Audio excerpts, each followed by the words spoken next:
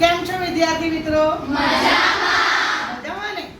તમને ખબર છે આજે તમારા માટે હું એકદમ જોરદાર એક ટોપિક લઈને આવી છું. કયો ટોપિક? એ નહીં તો પહેલા મારા સવાલનો જવાબ આપો. હા ટીચર. ઓકે બેટા, તારું નામ શું છે? રુસ્તા. રુશદા. વાહ, સરસ. તારું નામ શું છે? અફનાન. અફનાન. વાહ.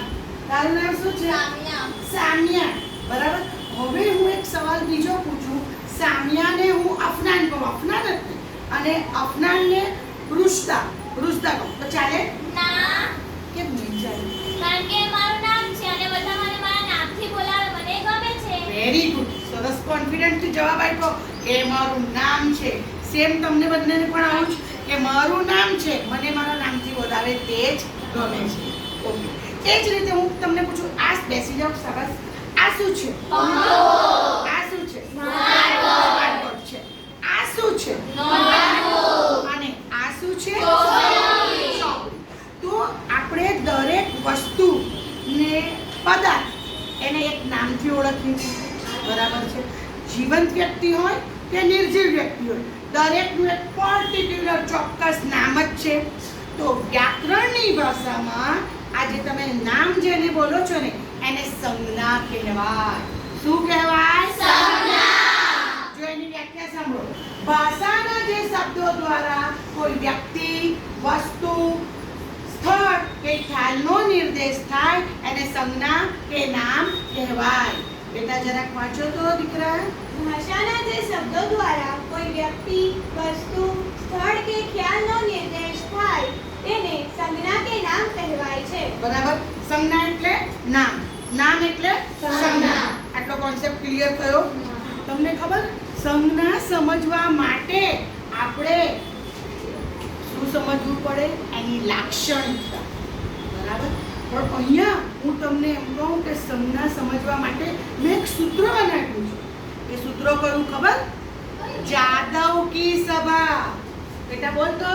જાદવ કી સભા. જાદવ કી સભા. આ સૂત્ર યાદ રાખો ને તો 100% તમને સંજ્ઞા આવડી જાય. કઈ રીતે? તો કે આ જે જાદવ કી સભા સૂત્ર છે એમાં 6 વર્ણો છે.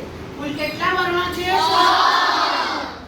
જા, દ, વ, કી સભા. બરાબર. તો જ પરથી નંબર 1 જ, જાતિવાચક સંજ્ઞા.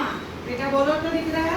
જાતિવાચક સંજ્ઞા. નંબર 1 જાતિવાચક સંજ્ઞા. નંબર 2 દ્રવ્યવાચક સંજ્ઞા. દ્રવ્યવાચક સંજ્ઞા. નંબર 3 વ્યક્તિવાચક સંજ્ઞા. બોલો બેટા. વ્યક્તિવાચક સંજ્ઞા. 3 ક્લિયર થયું? જાતિવાચક, દ્રવ્યવાચક, વ્યક્તિવાચક. નંબર 4 ક્રિયાવાચક સંજ્ઞા. ક્રિયાવાચક સંજ્ઞા. શાબાશ. નંબર 5 સમૂહવાચક સંજ્ઞા. સમૂહવાચક સંજ્ઞા. Very good. અને નંબર 6 ભાવવાચક સંજ્ઞા. ભાવવાચક સંજ્ઞા. બરાબર. જો ધ્યાનથી સમજજો અને પછી પ્યારથી ગુનગુનાવજો. જાતિવાચક, દ્રવ્યવાચક, વ્યક્તિવાચક, ક્રિયાવાચક, સમૂહવાચક, ભાવવાચક. જાતિવાચક, દ્રવ્યવાચક, વ્યક્તિવાચક, ક્રિયાવાચક, સમૂહવાચક, ભાવવાચક. અને સૂત્ર છે જાદવ કી સભા. ક્લિયર કયો કોન્સેપ્ટ? હવે નંબર 1 જાતિવાચક. જો એના માટે એક તમને ઉદાહરણ આપું કે આ શું છે? ફૂલો. આ બધા ફૂલોનું પીક છે. બરાબર. એમાં ફૂલો તો કેટલા બધા હોય. ગુલાબ, મોગરો, જાસૂદ, ગલગોટો, કેસુડો, કોઈ પણ હોય. તો આ બધા ફૂલોની જાતિને આવરી લે છે. એટલા માટે આ શું કહેવાય? જાતિવાચક સંજ્ઞા. અને જ્યારે હું તમને આ બતાવું તો આ શું છે? ગુલાબ. આ ગુલાબ, આ ફૂલોની એક જાતિ છે અને એમાંથી આ એક નામ આપ્યું છે કે આ ગુલાબનું જ ફૂલ છે.